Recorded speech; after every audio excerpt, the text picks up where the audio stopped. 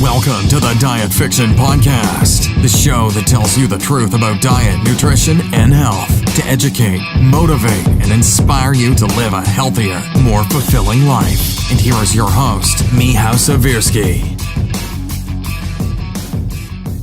Hey everyone, welcome to the Diet Fiction Podcast. I'm your host, Michał Siewierski. I'm a documentary filmmaker, author, and wellness advocate. And in this show, we expose several misconceptions and myths about diet, health, and nutrition. Join me every week as I interview some of the most forward-thinking and disruptive health experts on the planet to help educate, motivate, and inspire you to live a healthier and more fulfilling life. Hey everyone, thanks for tuning in today. There's a lot of great podcasts out there and not that many hours in the day, so I really appreciate you taking the time to listen to my show. I'm recording today from beautiful and sunny Phoenix, Arizona, where the sun shines 330 days a year, and it's just beautiful out here in the desert. I hope your day is going as great as mine is, and if it's not, for any reason, try this trick. Just try smiling more. Just look at yourself in the mirror and smile.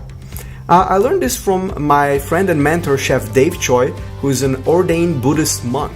And believe it or not, there's some science behind it, behind this smiling thing. Apparently, when you smile, you activate certain muscles and nerves in your face that send signals to your brain saying that you're happy. And in turn, the brain releases substances that make us feel better.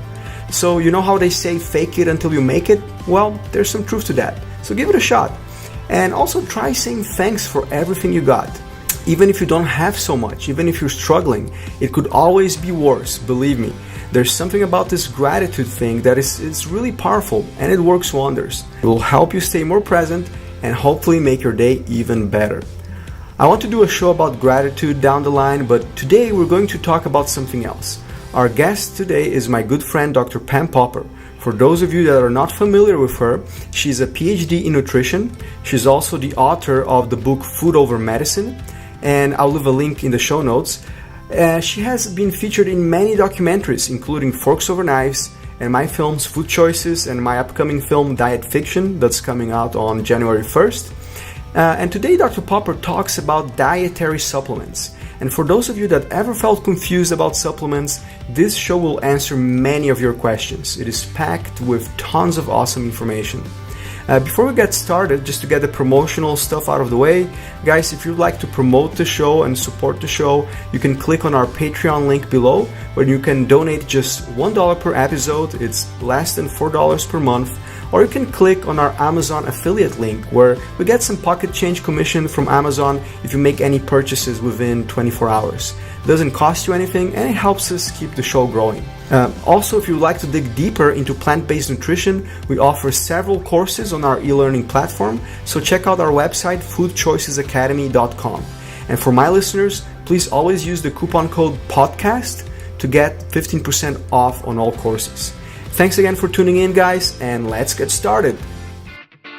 Pam, thank you so much for making time for this podcast interview today. Well, I always have time for you. You're a great interviewer, as is evidenced by the phenomenal films that you produce, and we always have a lot to talk about, and the time goes really fast. Thank you, Pam. So, today I wanted to talk about a topic that interests me quite a lot. It's dietary supplements. And I've been sort of a supplement junkie for many years. I've taken a lot of supplements. Since I learned a lot more about this, I reduced dramatically. But still, sometimes I go to my supplement cabinet and I look at it. I'm like, okay, I think there's too much stuff here, So I think it's good to have that information to empower yourself with the knowledge, so then you can make better decisions for yourself, and sometimes just reevaluate. Look at the stuff that you have in your kitchen or your cabinet, your supplement cabinet, and see, okay, do I really need all this stuff? What's the science behind this? And I think it helps all of us to make better decisions, because a lot of people don't know that, but supplements, they can be good, but they can also harm us in ways that a lot of us are not aware of. So, Pam, do you think that people are taking too many supplements these days? I do. I think people are taking too many supplements. I think they have a lot of misunderstandings about supplements, and they're often taking them for the wrong reasons.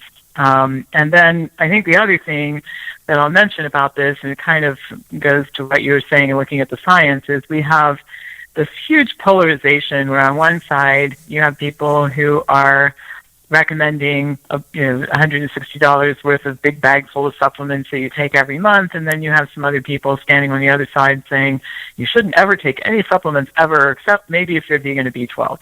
And so I think that it's like so many other things in healthcare, all or nothing, always never. You want to stay away from these polarized places that don't leave any room in the middle for judgment, and you do want to follow the science and exercise some caution when taking supplements. Yes, and supplements, they're not regulated, correct? So there's not that much control over what goes into the pills or the powders and whatnot. Is that correct? And what is your opinion about regulation when it comes to supplements? Well, this might surprise you a little bit, but you're correct that they're not regulated. They are regulated, but it's in a different way than most people might think. So when you submit drugs to the FDA, before you can sell the drugs, the FDA has to approve them. Now, to put that in perspective, they're approving 96% of the drugs that are submitted, so it's not like there's any serious review going on. So they're sort of just, I've always said, let's look at the 4% they're turning down. It must be intravenous arsenic or something. But in the case of supplements, you make the supplement. You do have to be somewhat careful about the claims that you make, the health claims that you make. But the bottom line is that the only time there's any regulation is if you make false claims or claims that aren't allowed, or if there is allegation of harm, so somebody sues or something of that nature. Now, I think that there probably needs to be some more regulation, but in all fairness, what happened was the FDA went so crazy in the regulation of supplements. Well, short end of the story is Congress passed a law called DSHEA, and it basically took the teeth out of FDA regulation. Congress basically said, apparently you can't handle this, so we're just going to take it away from you. And now supplements are assumed safe unless they're proven otherwise. There's only one supplement that's been removed from the market since this law was passed in 1994, and that was ephedra. And it is kind of like the wild, wild west. So yes, I think we need more regulation, but it's important to temper the current legal status of regulation with the FDA's misbehavior back in the day, because they sort of brought it on themselves. And, I don't know where we go from here, but that's the background on it. It is a little bit scary to think that I could perhaps, find some suppliers in somewhere in the world, let's say in China, and mix a bunch of different powders, different vitamins from which I don't necessarily know their origin, or if they have heavy metals, or if they have been tested, and I can basically package it up and sell it, right? Yeah, and you bring up another problem, which is not only are we not regulating what's made here in the United States very well, essentially there isn't any unless there's some evidence of harm.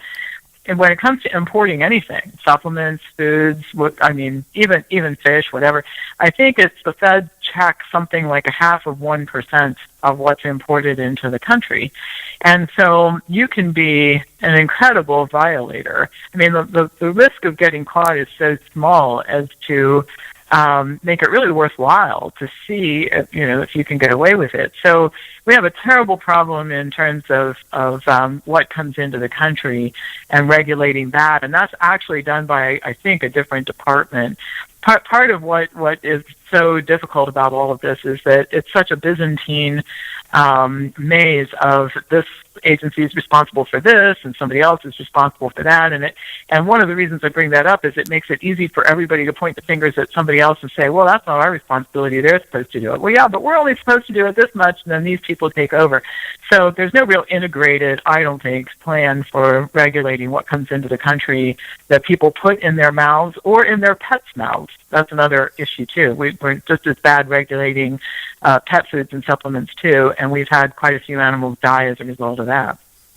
Yeah, I can't even imagine what goes into the pet supplements, if it's even less controlled and regulated than the things for humans. That's pretty scary. And I know that, there's, like, for you, for example, I know you have some whole food not really supplements, but it's actually just some, I believe it's green tea, right? That you bring from overseas. But not a lot of people go into the troubles that you did of buying your own farm and cultivating and knowing the people and having a partner in that country. And I know most people, 99.9% of people don't do that. They just buy the product from whatever, and they don't really care. So that's something that really opened my eyes about supplements. It's like, okay, wait a second, I don't really know what's in this pill, and probably the people selling it don't know exactly what's in it, So that's something I think that people should be aware of when making a decision to buy a supplement. If it's something that you really don't need, that's not being prescribed by a health professional, then probably should be cautious, right? Well, even when it's prescribed by a health professional. A couple of things I'll mention. You mentioned about our tea farms. Back in 1992 or 3, when we started looking into this, I was fortunate to have a good friend, Chinese friend, who's our partner. And this is before everybody knew about this, but she was from China, and she told me, she said, if you want green tea, good green tea in the United States, you either set yourself up to control it or don't do it, because the Chinese have serious control, quality control, blah, blah, blah. And of course, was she right? I look back on how much money that all cost and how much grief it has sometimes been, but it was the right decision to make. But a couple things that I'll say about supplements in general. The first thing is that, as you said, nobody knows what's going into these products, and on several occasions, Consumer Lab and other companies have tested random products. They weren't out to get anybody. It's like, let's just pull a bunch of niacin supplements off the shelf and test them, and with a great degree of regularity, they find that what is stated on the label is not in the product. I just did a video clip not too long ago about Cbd supplements, and scary. They don't often contain what they're supposed to contain, and they sometimes contain enough THC that you could be charged with driving under the influence if you got pulled over after using the products, and that's kind of scary. The second thing is, even when a healthcare professional recommends these, we have healthcare professionals in this country. I call them holistic pharmacists, and essentially they're coming from the standpoint that if you have type 2 diabetes, or your blood pressure is high, or your cholesterol is high, or you have headaches, you're suffering from some specific nutrient deficiency and or supplement deficiency, and so they promote this deficiency idea, and they prescribe supplements the way that a traditional doctor would prescribe drugs. Well, the first thing is, I think that it's much more productive to look at the whole diet of the person and the whole lifestyle of the person, instead of being a holistic pharmacist, because supplements can change things like blood pressure, cholesterol, plasma cholesterol, just like drugs can. But two things I have to say about that. One is, we know that treating the marker is not as effective as treating the underlying disease. Just think about the efficacy rate for statin drugs for most people is a 1.2% reduction in risk. But the other thing, and here's what we know about drugs, is you can't manipulate one system in the body without manipulating others. And so if there's an effect, there's a side effect. And so people say, okay, well, I'll start looking in the medical literature and see if I can find the side effects. And sometimes they see no studies, and there are two ways you can interpret that. One is there's no side effect, or the way that I see it is it hasn't been looked at yet, which means that you get to be a guinea pig and see if there are side effects. And sometimes, just as with drugs, you don't know what those side effects are until they start to show up. And furthermore, if you're taking a lot of supplements where the issue hasn't been looked at, you really are a human guinea pig waiting to see how this all turns out at the end. The only good news in all of this is that studies show that people are remarkably inconsistent with taking supplements. So if you're taking some toxic combination of stuff, you probably won't be doing it by April of next year. So I guess that's the silver lining in the cloud. Yeah. And can you talk a little bit about how our body metabolizes different vitamins or different supplements? What is the difference, let's say, if someone just takes a vitamin C pill versus eating an apple? How does that stuff work within our bodies? Well, a lot of people think that supplements are natural because they say that, it comes from food source. Well, vitamin C is a good example. You start with a form of sugar that comes from food, and then it goes through 6 chemical processes to produce something that is molecularly like vitamin C, but it isn't the real thing. And part of the problem is it's not in a complex the way that it is in the apple. So you have 2 layers of complexity when vitamin C is in an apple or a kiwi. First of all, the vitamin C is in a complex, and then the complex is in a piece of fruit or a piece of food that has maybe 10,000 nutrients in it. So I can't find anybody who can put forth a plausible argument that taking a vitamin C pill that's purified, crystalline, vitamin C is the same thing as eating a piece of food, a fruit or a vegetable that has vitamin C in it. So that's the first issue. It's quite different because it's a different product. The second thing is that people have this mistaken assumption that if you put it in your mouth, then it ends up in your body. So, and so you start with the idea that more is better. So if the RDA for a nutrient is X, then consuming 10 times X must be better for you, right? Well, not necessarily, because when you overload the body with these nutrients, without the nutrients that they're used to being accompanied by, you create all kinds of imbalances. So actually, a lot of what people are taking does not end up getting into the body, and sometimes what does creates the side effects that I mentioned earlier. So this idea that you take 500 milligrams of something in a pill, and 500 milligrams goes into the body and gets used, is not really accurate. Your body practices selective absorption all day long. I mean, every nanosecond your body's saying, what do we need? What do we need? We'll grab it from here, we'll grab it from there, and then the rest gets excreted. So there's a lot of burden on the body to deal with these pure substances taken out of the foods where they're combined with lots of other substances, which is the way we were designed to consume them. So if you're using these things like a drug, and you're saying, okay, there's a legitimate something or other to be solved, and the supplement is a better idea for solving it than other options, that's one thing. You might say the risks that I'm taking are worth the benefits that I'm getting, but that's not how these decisions are getting made generally. So it's kind of the wild, wild west, both in the making of these supplements and the way that they're being used by the public. Interesting. Yeah, so for example, if someone eats an apple, they're not just getting the vitamin C, but they're getting all the other antioxidants and the vitamins and the phytonutrients that act sort of as an instruction manual for our bodies, right? To tell our bodies what to do with all that stuff, right? And if you eat just pure manufactured vitamin C, then your body sort of says, okay, what am I going to do with this overload with vitamin C, right? It gets a little lost, and then it puts stress in our organs. Is that what it is? It can put stress on the organs, and you don't even really get the same bang for the buck. I remember reading, and I don't have the exact numbers in front of me, but Dr. T. Colin Campbell, one of yours and my favorites, wrote a book called Whole, which I think is amazing. Mm-hmm. And in the book, he talks about an experiment that was done at Cornell by one of his students. And what he was doing was measuring the antioxidant capacity of vitamin C specifically. And vitamin C, a certain amount of vitamin C taken in the supplement form had a certain antioxidant capacity in the body, but a fraction of that amount in the food had 150 times more antioxidant capacity. So what everybody wants is for food to be medicine. I mean, I wrote a book called Food Over Medicine. It's what I promote here. So you want to use food as medicine. Well, if you're going to get the biggest bang for your buck, then you've got to take the food. You've got to take the prescription, which is the food, not the supplements.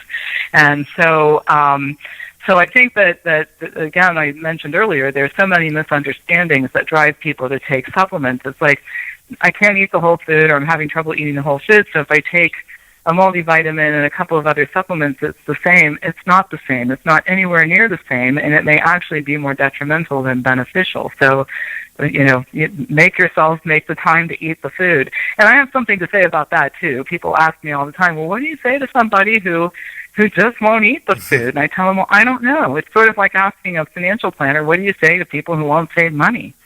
I don't think they have an answer for that. If you refuse to save money, you're probably not going to have a great retirement. And if you refuse to eat the food, you're probably not going to have great health. There's just no substitute for it. Mm-hmm. So what do you think people should be focusing on instead of supplements? Well, I think the first thing is you get the diet straightened around. Let's stop this nonsense about you can't eat enough fruits and vegetables. I don't know anybody who's too busy to eat enough of the right types of food every day. And it's so much easier now than it used to be. I mean, fast food restaurants have baked potatoes, and you can batch cook, and everybody has a fridge and a microwave at the office. I mean, I just don't see people who can't do this. In fact, there are a couple of blogs that I think are just phenomenal, where over-the-road truck drivers are blogging and showing videos of how they maintain a plant-based diet while driving a truck across the country. And so you just want to say to yourself, look, if these people can do this, I don't have to deal with all of that. I should be able to do it too. So I think the first thing is we get rid of this nonsense that you can't eat a health-promoting diet. I think the second thing is we get rid of this idea that everybody in Western countries is suffering from some kind of deficiency. I mean, people bring that up, and I say, listen, where do you practice? They say, oh, Baltimore. Okay, so who's come into your office with scurvy? Anybody? That's a deficiency disease. What about beriberi? No.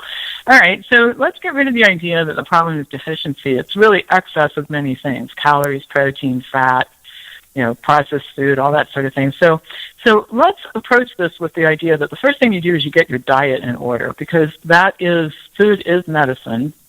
An adult puts a ton of food through his body every year. You can't possibly make an argument that it doesn't affect anything. It has to. So let's get the diet straightened around, and then let's look at what's left to do. I mean, if you're a type 2 diabetic, usually that plant-based diet, low in fat, high in fiber, along with weight loss, reverses the diabetes. You don't need any supplements. You stop managing your symptoms and actually start addressing your disease condition.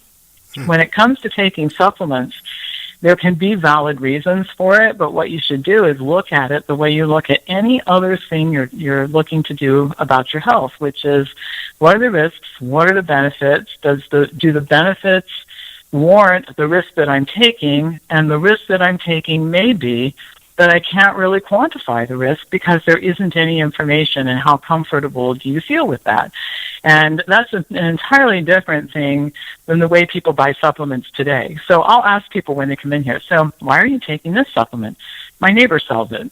Okay, well, that's one reason. Why are you taking this supplement? Well, I went to see this naturopath, and she told me this would fix all my problems. And did you ever see any research studies? No, but and so you ask people why they're taking this stuff, and sometimes they can't even tell you why, or it's just somebody they know selling it. Or I went to the health food store and asked them what I should take, and they told me these 4 things. So more deliberation in that area, so that you make sure that you're actually doing something that's helpful, not harmful. Hey guys, just to take a quick break here, I hope you're enjoying the show. Just a reminder, if you would like to support us, you can click on our Patreon link below, where you can donate just $1 per episode, or click on our Amazon affiliate link, so you can get some pocket change to help cover our costs and keep the show growing. This episode is brought to you by the Food Choices Academy, an online platform that offers several amazing courses on plant-based nutrition. Our main course, the Food Choices Plan for Healthy Eating and Living, is a great value. It's a high-level production video course with Dr. Pam Popper, where she covers everything you need to know about plant-based nutrition to help you achieve your goals. If you want to check it out, just go to foodchoicesacademy.com. And for my listeners, I'm offering a 15% discount on all courses. Just type in the coupon code podcast at checkout. And what is your opinion about whole food supplements, things like turmeric in powder, or wheatgrass, or garlic powder, moringa? I mean, those are actual whole foods, but are sometimes sold in powder format. Are those better, or are there some things people should be also watchful of, like not overdoing on some of these as well? But are they better in your opinion? What is your take on that? I think they can sometimes be useful. I think the big thing is just making sure that they're used as adjuvants. So if somebody was taking, for example, turmeric, and they said, well, the reason I'm taking it is because it lowers inflammation. Okay, well, if you're having surgery, that might be good, or if you're just starting to eat an optimal diet, and you're in pretty bad shape, and so anything that relieves your discomfort a little bit would be helpful. Okay, that's all good. The problem is when somebody says, "I feel awful and I have high levels of inflammation," which is evidenced by the fact that my joints hurt and all that sort of thing, and they keep doing what they're doing and taking turmeric. It's again, we're back to that treating symptoms and markers instead of treating health and underlying causes. So I think when those things are used responsibly, they can be okay. You also see, for example, turmeric is actually a pretty good adjuvant for cancer patients. But I've seen some cancer patients say, well, maybe I'll take turmeric instead of having this lump taken out. That's a terrible idea. I mean, that's an insane idea, and we need to talk people off that ledge. So I think it's all about the responsible use of supplements and not asking more of them that they could possibly deliver, and sometimes using them for a short period of time to get you through something. There are some decent supplements, for example, that help with allergies. Well, if you've had allergies since you were 7 years old and you're 45, it can take a long time to fix your body so that your allergic response is lowered. So instead of being miserable in the spring, some supplements can be helpful, but that's not in place of addressing the underlying causes for why you have allergies. Mm-hmm. Yeah, so kind of focusing on the big picture when it comes to health, and not just on magic bullets, so to speak, that can help solve the problem, right? Is looking more at the big picture. Which I wrote an article once. Mm-hmm. I wrote an article once that goes to that point. It says when the paradigm is wrong, changes within the same paradigm will not lead to better results. So one of the things that people complain about is that traditional medicine just addresses symptoms and blood markers and biomarkers instead of addressing health. Well, you can do that in the alternative medicine field too. People do it all the time. It doesn't lead to any better outcomes there. And I'll tell you, this is kind of funny, but John McDougall said this one time, and I think it's an important thing to talk about. He said that a lot of times the justification for an alternative approach, say supplements, is that it's less harmful than traditional care. Well, I don't think the goal of healthcare is to find something less harmful. I think it's to help people be restored to health. I mean, think about what you would think if you pulled up to my building and it said Wellness Farm Health. We hurt you less than other places do. Right? That's not what you want to advertise. You want to say, we're known for helping people regain their health here. That's what this is about. So it's not hurting you less, it's restoring your health more. And that's a very foreign concept to people. One of the reasons why I think people take supplements and sometimes hang on to them just as much as people who love their drugs is that they've just been brainwashed for so many years that you manage conditions. Once you have a disease or a condition, you manage it. And sometimes that's the only choice, but often it's not the only choice. We have to set our sights higher, because like in the films that you make, you show people who tell their stories about how they used to have a disease and then it went away, right? Mm-hmm. Mm-hmm. So, yeah, that's a very good point. And Pam, what are some of the most dangerous supplements or types of supplements that people should be aware of? What things should people avoid by all means? Well, I think some of the super caffeine supplements are really dangerous. Some of the ones that are used for sports enhancement, a lot of the over-the-counter stuff for erectile dysfunction has cardiovascular implications. I think those are definitely dangerous. I think that huge doses of supplements are a bad idea. I mean, even B12. And the B12 is probably a pretty good example of what we're talking about here. It is a good idea for a strict vegan who doesn't eat any fortified foods to take a B12 supplement.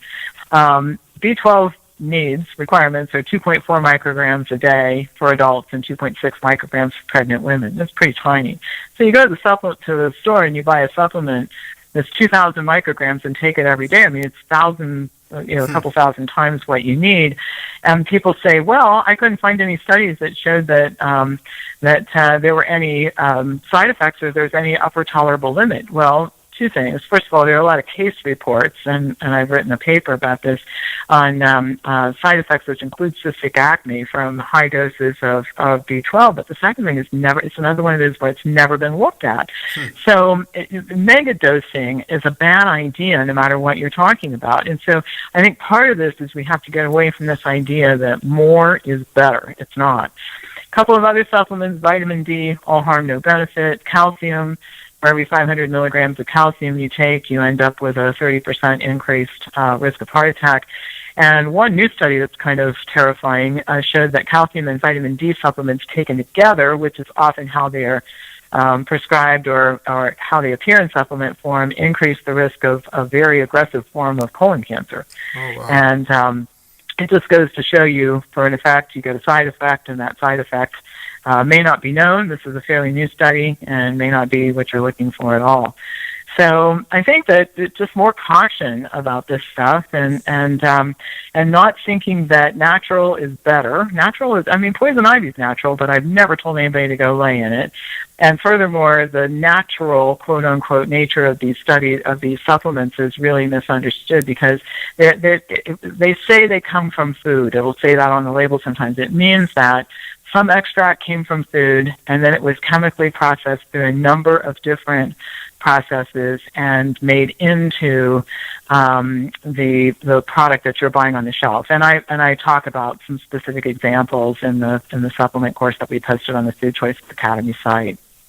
Yes, I remember you. I think you even talked about vitamin C and all this stuff that goes into it, different acids and chemical compounds. It's kind of actually scary if you break it down and look at all the stuff that goes into making vitamin C. It's you wouldn't take any of that stuff individually, but then all combined and processed, and then you end up taking it once it's synthesized into vitamin C. But it's pretty scary, actually. Well, it is, and there's not enough food grown on the planet, just so you know, to extract vitamins to make supplements. If we used it all, there isn't enough.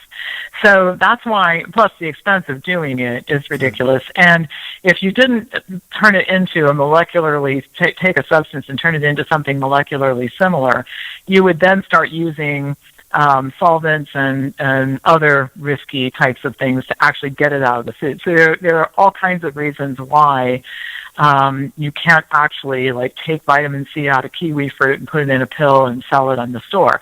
And then you've got the fact that not all the fruit contains the same amount. This is another aspect of this that people don't understand. Let's say you and I are standing in front of a fruit tree, apples, since it's fall and we're talking about, fruit.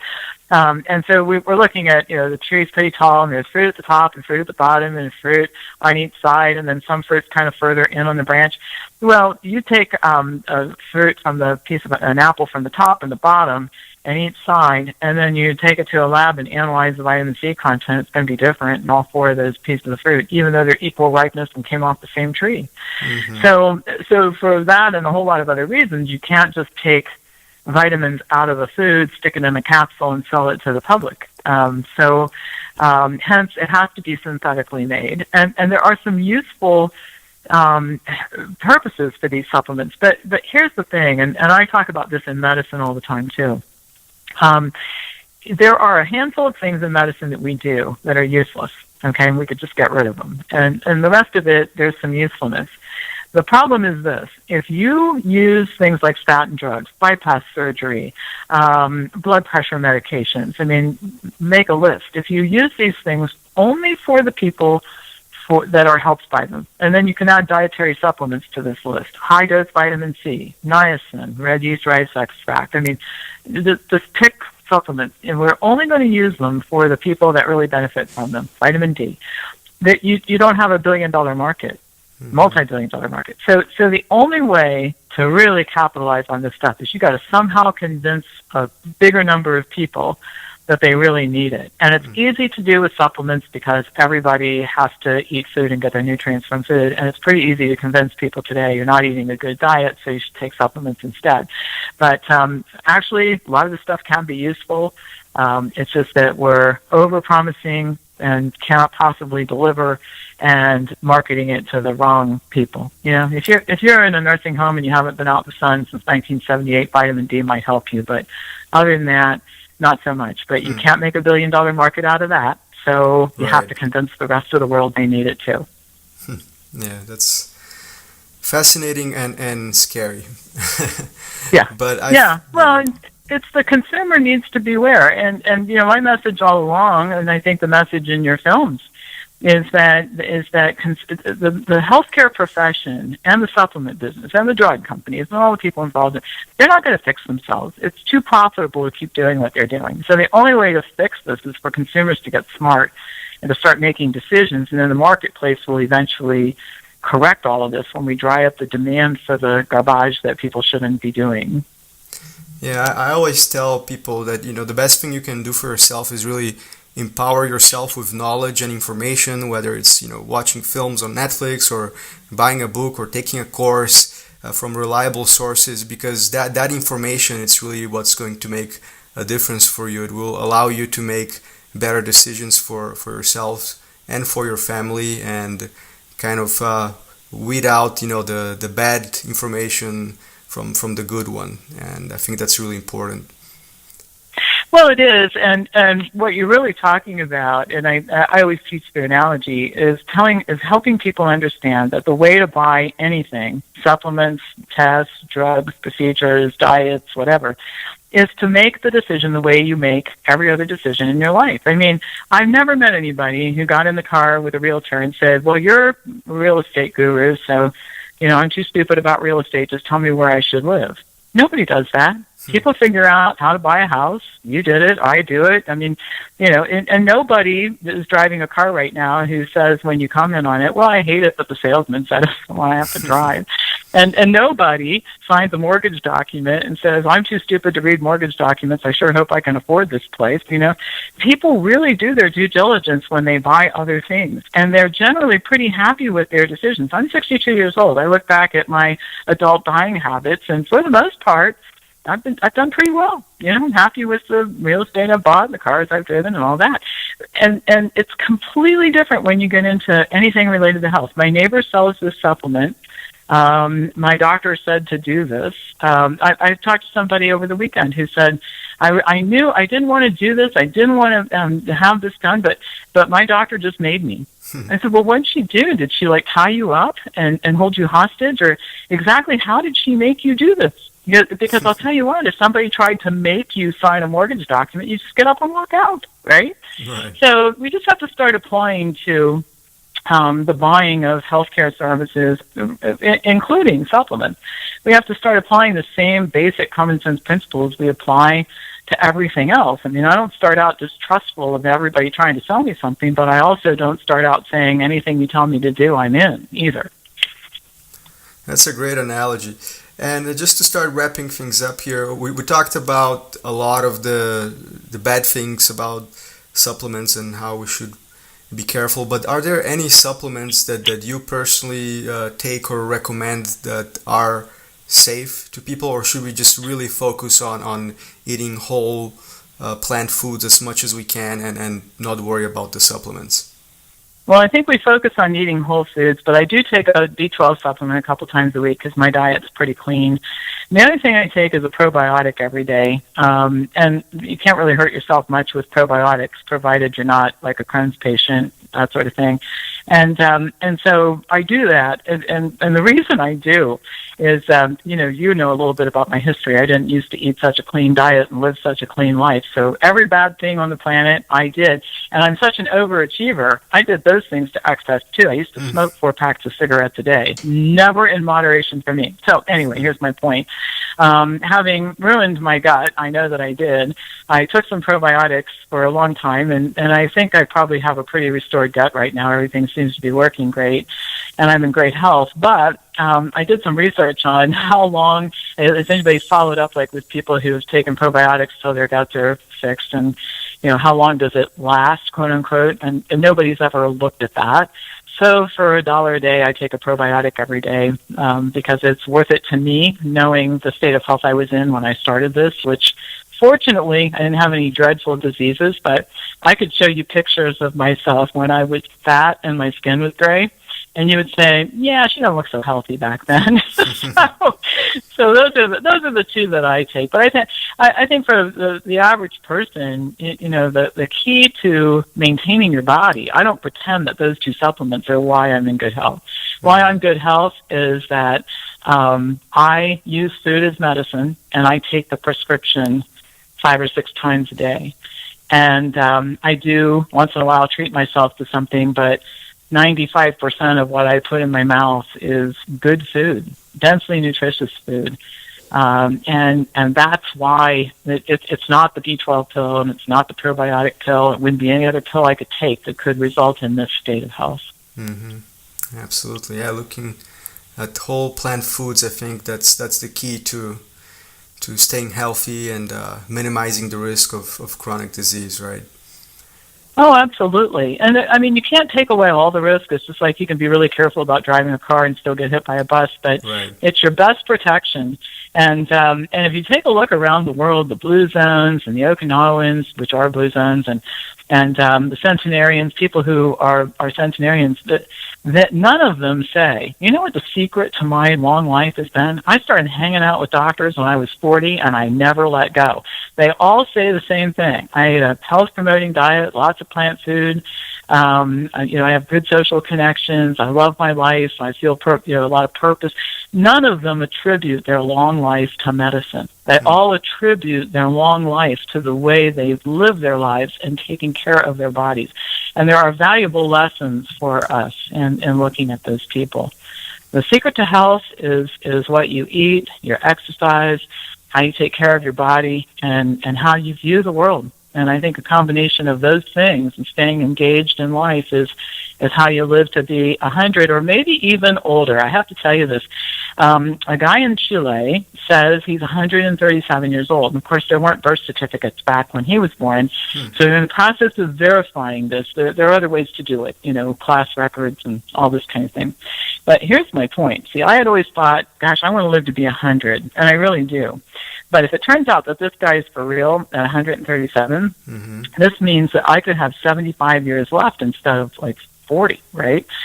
That would be phenomenal. I can think of a lot of things I could do for 75 years. So I'm waiting with bated breath because this could be a really exciting thing. And along that line, I read an article in Scientist that said that we're not really sure what the lifespan of humans is because we keep finding humans living longer and longer and longer. So if you're like me and you love life and you want to stick around on this planet for a long, long time, you got to make it all about what you put in your mouth. That's the ticket to longevity. That's fantastic. I just wanted to touch briefly on one thing, and I don't think a lot of the listeners here take these supplements. I think our crowd is mostly plant-based or going in that direction, but we see more and more a lot of these supplements with bone collagen and like animal product powders and things like that, and there's a lot of people taking these. So what is your opinion about those things? I'm really concerned about those things, and one of the reasons is that I'm concerned about the way that animals are raised in this country. I'm more concerned about the way they're raised in other countries. Believe it or not, as bad as it is here, it's worse in other places. Right. And the amount of contamination that can be concentrated in that kind of stuff. I would never put something like that in my mouth. And the reason is because the risk goes beyond just the fact that you're taking something isolated. It goes to the fact that you don't know much about the way that the animals were raised that went into it.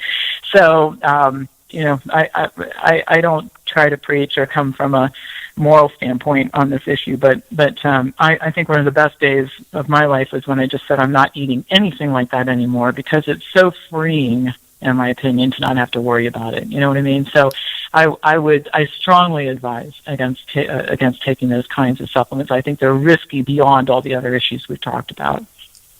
Right. And guys, we covered a lot of information here.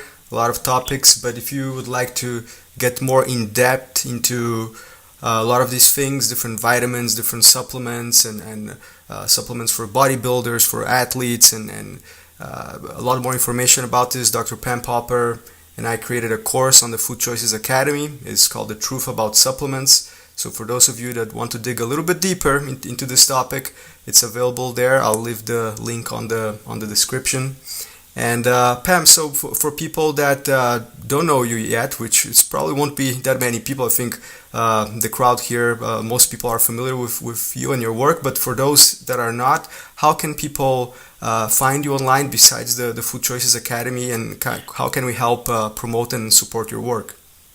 Our website is wellnessforumhealth.com, and my email address is pampopper@msn.com. I answer all my own emails, so feel free to email me if you have questions. Yeah, absolutely. That's a good thing to mention, Dr. Popper. She also does consultations over the phone, so if you guys have any concerns, she's a great resource for always, getting a second opinion about any issues. So I highly recommend you guys get in touch with her. She is really, like I said, a walking encyclopedia of knowledge on science-based knowledge on nutrition and health. So, Pam, thank you so much for participating in the podcast today. It's great having you, and we'll have you back to discuss other topics as well. And thank you so much for participating today. Thank you for having me.